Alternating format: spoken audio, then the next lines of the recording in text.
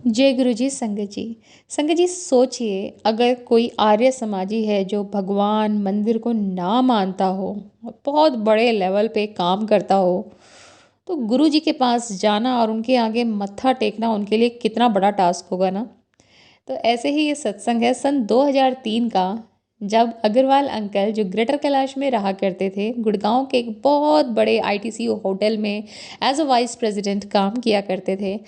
Aunty सनातन धर्म में मानती थी, पूजा पाठ करती थी, घर पर उनके पूजा पाठ वो रखवाती भी थी, पर अंकल को लगता था ठीक है, इनको जो करना है करें। पर अंकल आर्य समाजी थे, मंदिर वगैरह पूजा पाठ ये सब नहीं बिलीव करते थे। आंटी जो है अक्सर बहुत बीमार रहती, उनको पेट में तकलीफ थी, काफ़ी दर्द और पीड़ा से वो गुजर रही थी। तरह तरह के इलाज उनके हो चुके थे, पर आराम उनको नहीं था। 2 साल पहले किसी अंकल ने उनको बताया था गुरुजी के बारे में, पर अंकल ने ध्यान नहीं दिया। वो भगवान में नहीं मानते थे, गुरुजी के पास कहाँ जाते।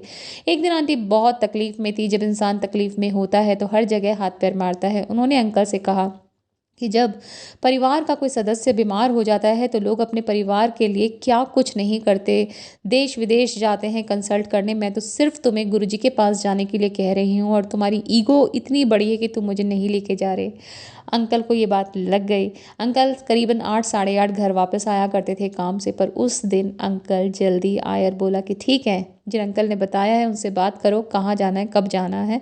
तो उन अंकल ने कहा 7 साढ़े 7 के बजे आप एम्पायर स्टेट पहुंच जाना।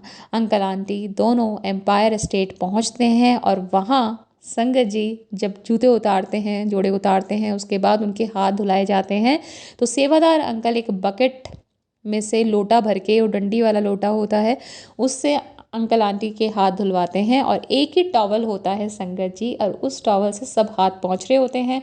पर अंकल को लगता है इतना गंदा टॉवल, इससे हर कोई हाथ पोंछ रहा है, मैं हाथ नहीं पहुंचूंगा। और अंकल उस टॉवल से हाथ नहीं पहुंचते हैं अपने। और संगत जी अंकल आज रियलाइज़ करते हैं कि उसी मोमेंट पे जहाँ मेरे मन में ये आया, मैंने ब्लेसिंग मिस कर दी।